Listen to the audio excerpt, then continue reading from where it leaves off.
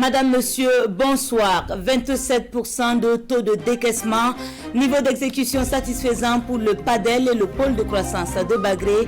Avec eux, 26 autres grands programmes sont passés en revue.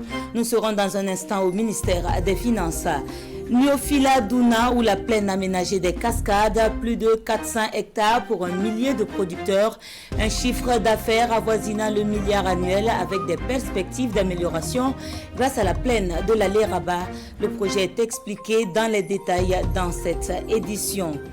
C'est un monument de la musique africaine. Salif Keïta, 71 ans et plus de 50 années de carrière musicale. L'humanitaire, la cause des albinos, celle de la femme et des enfants demeurent à ses combats. Des combats qui conduisent ses pas au Burkina pour une collecte de fonds destinée à améliorer l'offre sanitaire de la maternité Djimbi Ouattara. Il est l'invité de ce 20h. Il nous rejoint dans un instant. Et voici décliner les titres de ce journal. Une fois de plus, bonsoir. C'est à l'hémicycle que nous ouvrons cette édition pour des temps de revoir entre le Parlement burkinabé et l'ONG Afrique Espérance. Après avoir pris part activement à l'organisation des élections, le chef de mission remet au vice-président de l'Assemblée nationale un rapport de conclusion préliminaire issu de l'observation des scrutins. Compte rendu avec Roger Kam et Ernest Kambiri. Les élections couplées du 22 novembre 2020 au Burkina Faso ont été observées par une mission de l'organisation non gouvernementale Afrique Expérience, institution panafricaine dotée d'un statut consultatif spécial des Nations Unies. En fin de ce jour, le chef de mission remet ici au premier vice-président de l'Assemblée nationale le rapport des conclusions préliminaires issues des élections couplées de novembre dernier. Les recommandations qui sont issues dans le rapport, c'est surtout en ce qui concerne la classe politique. C'est d'appeler à renforcer surtout la communication entre les partis politiques. Il faudrait que les partis prenantes aux élections, qu'on s'accorde sur les tests sur lesquels nous sommes fixés. Et je voudrais aussi remercier l'opposition qui a compris l'enjeu, et qui s'est ravisé.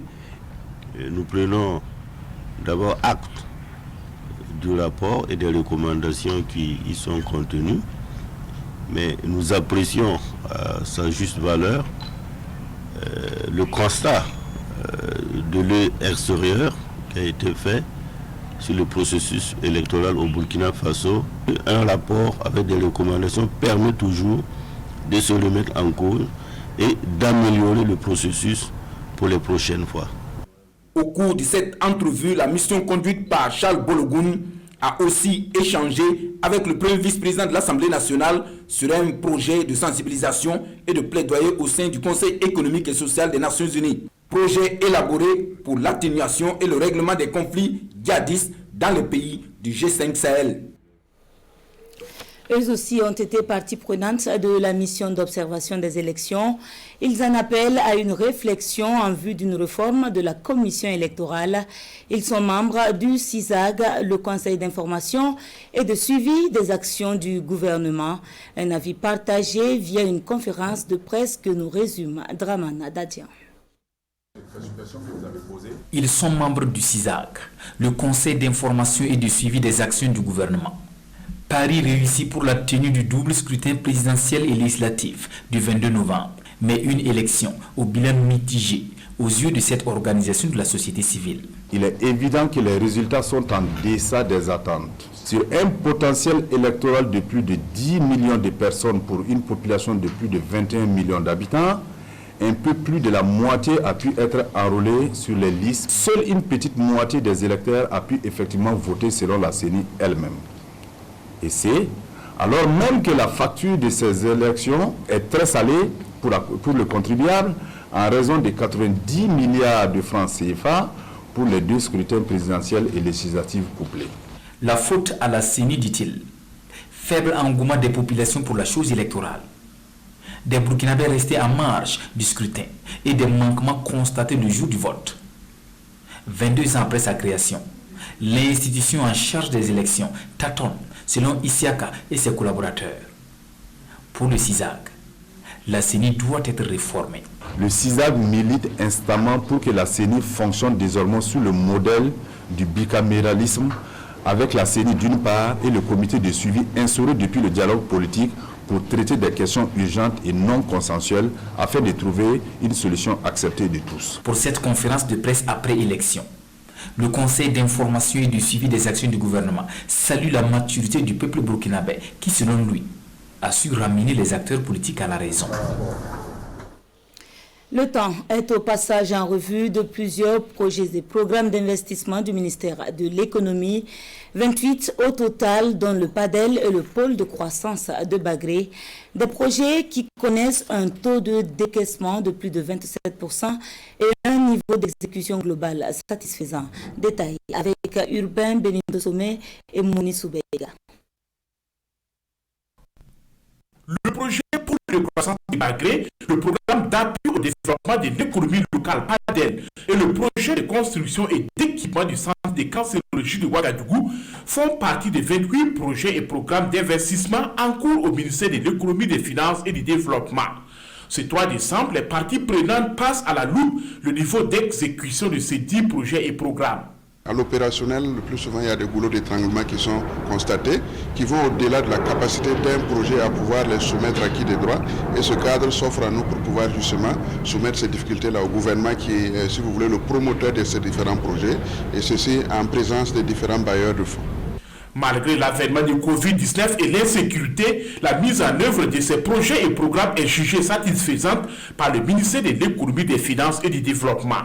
C'est plus de 3 517 milliards de francs CFA donc, qui sont cumulés au travers de ces 28 grands projets qui ont été sélectionnés. Et au premier semestre 2020, nous avons plus de 657 milliards d'investissements déjà exécutés. Et si nous considérons donc ce qui est en cours et ce qui est en train de se faire actuellement, nous pouvons dire que plus de 80% donc, des actions prévues sont déjà en train d'être mises sur le terrain. Et c'est pour nous donc un grand motif de satisfaction. Cette revue réunit les coordonnateurs des différents projets et programmes, les partenaires techniques et financiers et les structures étatiques. Elle vise à mesurer les performances, à identifier et à corriger les contraintes pour une mise en œuvre réussie de ces projets et programmes de développement. Alors, la gestion financière des collectivités territoriales au cœur des travaux de la 22e conférence nationale des services du Trésor, ouverte ce matin à Ouagadougou. C'est un espace de réflexion qui réunit les cadres du Trésor public, les élus locaux et d'autres partenaires. Avec eux seront définies les stratégies pour plus d'efficacité dans la gestion financière. Le compte rendu avec Bernard Koumbelem et Abdelaziz Yagibou. Une gestion financière autonome, saine, efficace et moderne. Les collectivités territoriales du Burkina en ont besoin pour promouvoir un développement local qui répond aux aspirations des populations. Après plusieurs années d'autonomie de gestion, les collectivités territoriales éprouvent toujours des difficultés, notamment dans le recouvrement des recettes et la reddition des comptes. Autant de défis qui feront l'objet d'échanges au cours de cette 22e conférence annuelle des services du Trésor. Il s'agit pour nous, à travers cette réflexion, de passer en revue l'ensemble de nos interventions, aussi bien en matière de mobilisation des ressources, de gestion des dépenses et de tenue de la comptabilité, pour nous faire une évaluation complète afin de dégager des pistes de solutions pour un meilleur accompagnement aux collectivités territoriales. Nous sommes en train de rentrer dans une deuxième phase en matière de décentralisation qui va donc mettre à la disposition des collectivités locales un peu plus de ressources, un peu plus de capacités, un peu plus d'autonomie donc dans la gestion des collectivités locales, ce qui voudrait donc que nous puissions nous organiser efficacement pour permettre donc à ces collectivités locales d'atteindre donc leurs objectifs de développement locaux. La décentralisation tant prônée au Burkina est à une phase décisive et les conclusions de ces travaux devraient contribuer à accélérer le processus à travers notamment une gestion sécurisée et optimale des deniers publics. S'il y a un programme qui a été d'un grand appui à l'économie rurale, c'est bien celui de la croissance économique dans le secteur agricole. Le PCSA est en fin d'activité et marque une halte pour élaborer sa stratégie de sortie. Un document final de synthèse sera élaboré pour servir de référence aux projets à venir. Issa Kafando et Maxime Zongo. Fruit de la coopération entre le Burkina et le Danemark, le programme de croissance économique dans le secteur agricole, PSSA, a pour ambition de transformer structurellement l'agriculture burkinabé. Le programme arrive à terme et les acteurs se sont retrouvés ici à Ouagadougou pour examiner une stratégie efficace de sortie. Nous avons eu à mener des activités, nous avons fait des réalisations, nous avons eu une certaine démarche, une méthodologie et nous voulons que cela soit partagé pour que d'autres programmes puissent donc aussi s'en inspirer. Depuis son démarrage, ce sont d'importants résultats qui ont été engrangés sur le terrain au profit de bien des secteurs porteurs dans le domaine de l'agriculture. Nous avions eu à accompagner au moins 914 opérateurs économiques, dont 53 grandes entreprises. Et nous avons eu également à mobiliser des investissements privés de près de 7,5 milliards pour accompagner les opérateurs économiques. Nous avions mobilisé 11,7 milliards de francs CFA de prêts d'investissement et de fonds de roulement. Au niveau donc du tissu d'infrastructures, réaliser à peu près 323 infrastructures de toutes dimensions confondues et dans tous les 3 secteurs. La rencontre de Ouagadougou est donc destinée à valider le rapport de capitalisation des actions du programme ainsi que sa stratégie de sortie, toute chose qui permettra de disposer de documents finaux amendés. Venons-en au dossier de cette édition consacrée à la plaine aménagée de Niofila dans les Cascades.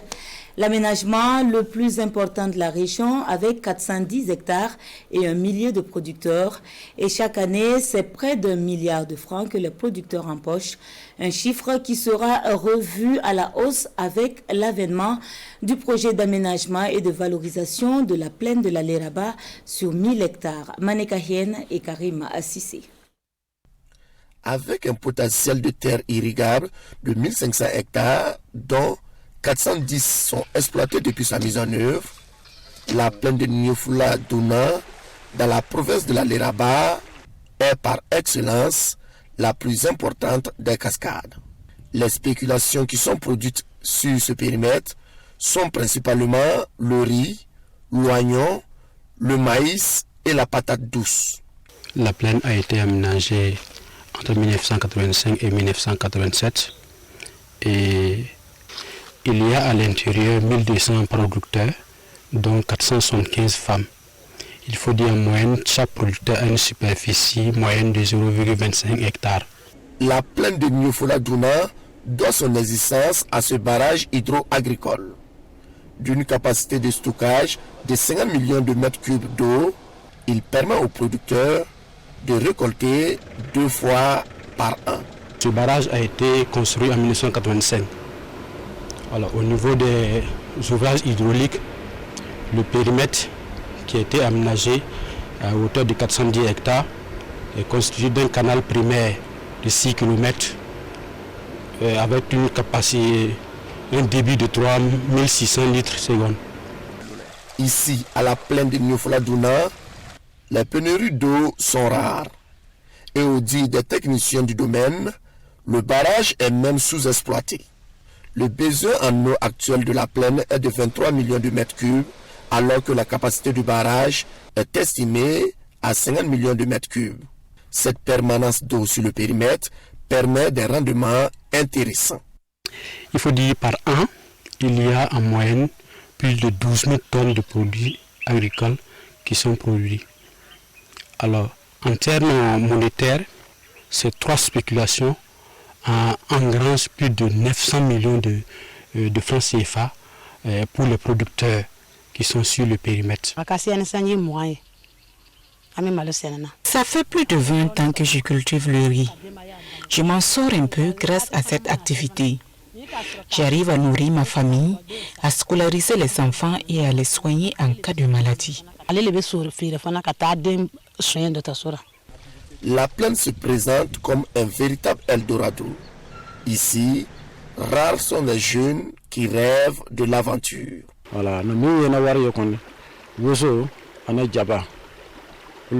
C'est la patate et l'oignon qui sont rentables. Si la campagne réussit, tu peux empocher plus d'1 million de francs CFA sur une parcelle de 0,25 hectares. L'année passée, moi j'ai eu 1 250 000 francs. C'est donc dire que la plaine nous aide et contribue au développement socio-économique de Douna. Vu l'importance de cette infrastructure agricole, l'État et certains de ses partenaires, dont la BAD, ont mis en place le projet d'aménagement et de valorisation de la plaine de la Léraba. D'un coût de plus de 31 milliards de francs CFA, ce projet ambitionne aménager 1000 hectares. Dans un autre registre, l'Institut national des sciences de société s'ouvre au grand public à travers 48 heures de découverte, des journées portes ouvertes ponctuées de communication portant sur l'éducation, la culture et le développement. Plusieurs activités issues de la recherche scientifique seront aussi présentées au grand public. Le lancement de la 4e édition avec Lassina Ouattara et Mounira Kiri. Le développement ne se réduit pas à la croissance économique. Il doit mettre en contribution les sciences humaines et sociales. C'est tout le sens des journées scientifiques de l'Institut national des sciences et sociétés. Mettre les fruits de la recherche au service des priorités de l'heure. Pour faire de l'animation scientifique, pour faire connaître ce qu'on fait, ce que vous avez comme expertise et ce que vous avez à transférer au niveau de la population. Donc l'INES, en tant qu'Institut des sciences des sociétés, travaille dans le domaine des sciences humaines et sociales. Donc tous les mots de notre société sont supposés être traités au niveau de l'Institut des sciences des sociétés. L'événement est conçu autour de 3 axes: culture, éducation et développement. Il se veut national, interinstitutionnel et interdisciplinaire. Lorsqu'on parle de développement, on parle nécessairement d'éducation, on parle nécessairement donc de culture. Donc c'est pour cela qu'on va engager la discussion autour de cette thématique-là, pour essayer donc de trouver des solutions par une réflexion constructive et puis qui peut guider l'action. Quelle éducation pour quel modèle de société? Quelle éducation pour un développement endogène? Quelle langue pour une éducation de qualité au Burkina sont autant de questions qui trouveront réponse au cours de ces journées scientifiques. En 48 heures, les experts vont aussi aborder des thèmes comme culture et instruction, culture et civilisation, et culture et développement. Allier pratique et théorie tout en travaillant sur la diversification des filières de formation, cela s'appelle l'apprentissage du type dual. C'est un dispositif mis en place par le programme d'appui à la formation professionnelle pour mieux responsabiliser le secteur privé. L'approche est expliquée aux membres de la commission emploi et éducation du patronat burkinabé. Le commentaire de Sekou Zongo. Le programme d'appui à la formation professionnelle et à l'apprentissage PAFPA veut renforcer les capacités des membres du patronat burkinabé. À travers cet atelier, les structures du patronat vont s'approprier le PAFPA afin de sa mise en œuvre conséquente. C'est de permettre donc aux structures spécialisées du patronat de s'approprier la mise en œuvre du programme d'appui à la formation professionnelle et à l'apprentissage. Donc c'est un atelier d'information, de sensibilisation de cette structure spécialisée du patronat qui est la commission donc emploi, éducation, formation, mise en œuvre pour traiter des questions donc du dialogue social, des questions donc de renforcement des capacités au sein du patronat. Les participants à cette rencontre s'en sortent avec une double casquette, celle de porte-voix auprès des entreprises et de vecteurs de mobilisation des jeunes. Comme ces commissions vont, je l'ai dit tantôt, nous représenter, il est bon qu'ils connaissent non seulement le Conseil national du patronat, mais également qu'ils connaissent les ambitions, les projets, en tout cas ce que l'on souhaite qu'ils fassent pour nous aider donc à réussir donc les projets, les programmes que nous conduisons, mais également à nous représenter dignement dans les commissions, dans les réunions au niveau national et au niveau international. Le programme d'appui à la formation professionnelle et à l'apprentissage PAFPA envisage former 8000 jeunes dans une quarantaine de métiers à travers 6 régions d'ici à 2022. L'objectif affiché est donc clair, mettre tous les acteurs à contribution dans la mise en œuvre du PAFPA. Deuxième campagne des journées d'administration de la vitamine A+ à Ouagadougou. Et c'est le ministre de la Santé qui fait du porte-à-porte. Cela se passe au secteur 21. La campagne vise à prévenir la malnutrition chez les enfants de 6 à 59 mois. Elle se poursuit jusqu'au 6 décembre dans les zones urbaines et jusqu'au 2 janvier dans les zones rurales. Césaire Carrefour et Vincent Kendrebego. C'est parti pour le deuxième passage des journées de vitamine A+, pour l'année 2020. C'est la ministre de la Santé, Claudine Loubet, qui lance la campagne qui va durer 3 jours dans les milieux urbains et 1 mois dans les zones rurales. Une campagne qui vise la prévention de la malnutrition chez la petite enfance. Tous les enfants de 6 mois à 59 mois sont attendus. La vitamine A permet de renforcer l'état immunitaire de l'enfant. La vitamine A a d'autres vertus, dont l'amélioration de la vision, mais surtout le but poursuivi, c'est améliorer l'état immunitaire de l'enfant pour lui permettre de lutter contre les infections, ces infections qui augmentent la mortalité infantile. Le ministère de la Santé s'est engagé à améliorer de manière drastique la santé de la mère de l'enfant, et du jeune enfant et du nourrisson et de l'adolescent. Le gouvernement burkinabé est accompagné dans cette campagne par l'UNICEF et l'ONG Helen Keller International qui apporte un appui financier et en produits pharmaceutiques. Environ 3 millions d'enfants sont concernés par cette prise de vitamine A+, sur toute l'étendue du territoire national. Dans l'actualité également, Canal+ Burkina fait le point de ses activités pour l'année 2020. L'exécution des chantiers est jugée satisfaisante avec de belles perspectives et des investissements pour 2021. Le compte-rendu de la conférence de presse avec Adama Guiti et Amadou Marcel Atto. L'année 2020 s'achève sur une note de satisfaction à Canal+ Burkina. De par sa capacité de création et de réinvention à travers ses différents programmes, les principaux objectifs sont atteints et les grands défis relevés, malgré la menace du Covid-19. Nous avons effectivement commercialement atteint les objectifs qu'on attendait. Financièrement, ça a été un peu plus compliqué parce que, bon, comme vous le savez, il y a eu beaucoup d'imprévus de la gestion de la pandémie. Mais le défi relevé, c'est qu'on est au rendez-vous en termes de nombre d'abonnés ou de nombre de personnes qui rejoignent la grande famille Canal. On est au rendez-vous en termes de programmation. Donc finalement, c'est de pouvoir travailler malgré cet environnement qui était un peu complexe. De gros investissements de qualité réalisés au plan technique pour de meilleurs services en 2020.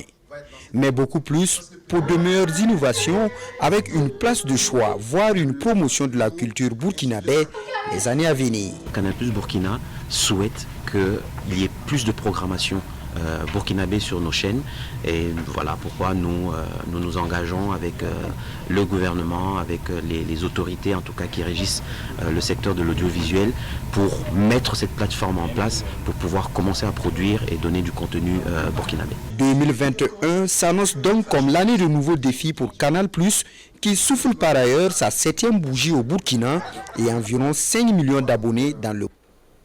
Voilà, une belle entrée avec cet hommage aux femmes chanté par un monument de la musique africaine. Salif Keita, bonsoir. Bonsoir. Il dansait. Moi.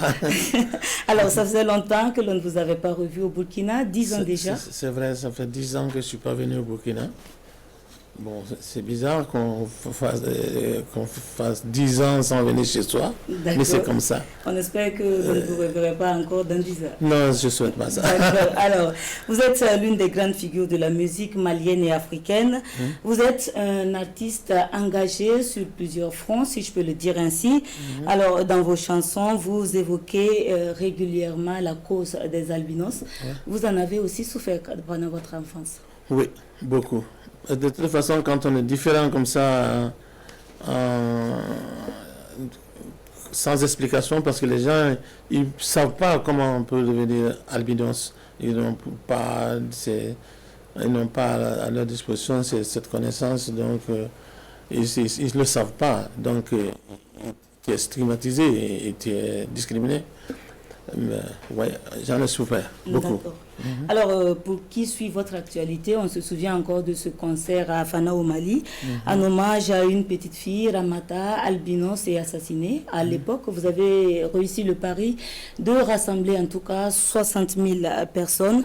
Est-ce que quand vous observez la situation aujourd'hui, vous avez le sentiment qu'il y a une évolution par rapport à la cause des albinos?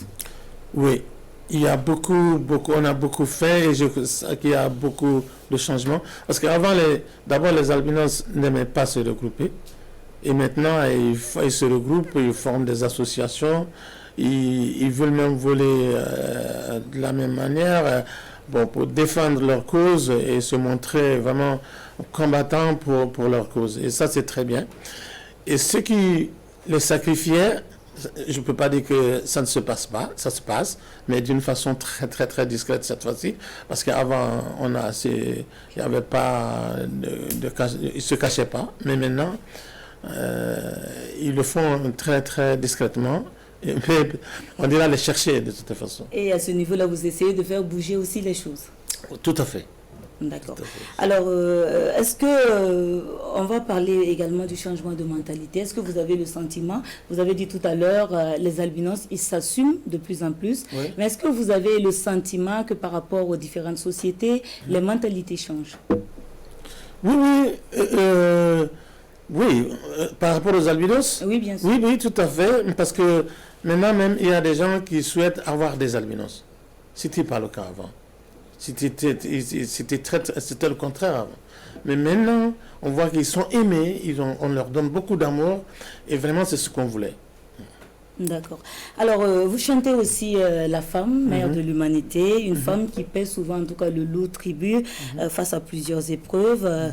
Je me souviens encore de votre titre Syrie qui dénonce les affres de la guerre. Je pense aussi à votre titre Itarafo avec Angélique Kidjo. Pourquoi donc cet engagement pour les femmes? Mais je crois que si le monde était dans la main des femmes, on n'en serait pas là. Très sincèrement. Nous serons beaucoup plus sauvés. C'est nos mamans. C'est nos mamans. Elles nous aiment. Mais j'espère qu'il y aura on dira de plus en plus vers ça. Vraiment. Parce que c'est nos mamans et elles nous défendent sur tous les plans. Et on ne cessera jamais de les remercier. Ouais. Est-ce que vous pensez que les femmes doivent s'engager encore plus en politique? Mais oui, pourquoi pas? Moi, je crois que les grandes personnes ont été mises au monde par les femmes. Et donc, les femmes peuvent faire autant que les grandes personnes qu'elles ont mises au monde. Donc, pourquoi pas s'approcher de la politique? Peut-être que ça va nous sauver. D'accord. Alors, on va également parler de l'objet de votre visite au Burkina, 2 concerts à but humanitaire, c'est bien cela? Oui. Et je suis venu dans le cadre de concerts pour aider une ancienne maternité Jimmy Ouattara. Jimmy Ouattara, et je suis très content parce que quand même les premiers soins d'une personne se passent dans les maternités et ces soins doivent se passer dans les conditions les plus strictes et plus efficaces. D'accord. Encore un témoignage de votre engagement pour la femme et puis pour l'enfant. Oui, tout à fait. D'accord. Alors, Salif Keïta, on va rappeler que c'est pour le 4 à Ouagadougou et puis le 5 dans la ville de Bobo-Dioulasso. D'accord. Et la scène de Ouaga, il n'y a presque plus de billets. Donc les gens doivent faire vite. Ça se fera à guichet fermé. Ouais. D'accord. Alors, je m'en voudrais de vous libérer sans vous poser en tout cas cette dernière question. Comment est-ce que vous jugez l'évolution de la musique africaine? Vous êtes un doyen, ça fait plus de 50 ans que vous êtes dans la musique. Qu'est-ce que vous posez comme regard quand vous observez la musique de votre temps à nos jours? Il est difficile pour un ancien musicien, que ce soit moi, ou Feu Morikanto, ou Feu Mani Dibango, ou Issoundour, ou de blâmer les actuelles générations, parce que chacun assume sa génération. Donc, mais seulement ce que je dois dire aux enfants, c'est qu'il faut parler de ce continent. il a des problèmes. Il a vraiment des problèmes. Et seules les voix des artistes passent outre les frontières et ils sont les plus écoutés que les politiques maintenant. Et la masse fait confiance beaucoup plus aux artistes, à ce qu'ils disent, qu'à ce que la politique dit. Donc, vraiment, je confie ce continent à ces artistes. Il faut que l'amour, oui, l'amour a été toujours chanté, c'est normal qu'on chante, on fait partie de l'amour. Mais c'est bien de parler de ce continent, il a besoin de nous. D'accord. Alors, Salif Keïta, vous êtes très aimé par les mères d'Afrique, et la mienne particulièrement. Alors, qu'est-ce que vous avez comme message pour toutes ces mères qui vous regardent ce soir? Je dirais d'abord, comme nous sommes dans une période de pandémie, je dirais d'abord de protéger la famille, parce que seules les femmes peuvent faire ça. Elles sont écoutées par les maris et les enfants. Et aussi, je dirais de surveiller les enfants, parce que l'avenir de ce continent ou de tous les pays, c'est les enfants. Et elles n'ont qu'à continuer à veiller sur nos enfants et donner un bon avenir à ce continent. D'accord. Alors, merci d'avoir répondu à notre invitation. Nous vous souhaitons un bon séjour au Burkina. C'est avec un de vos titres cultes que nous allons refermer cette édition. Tekere, une invite à la joie et à la bonne humeur. Bonsoir.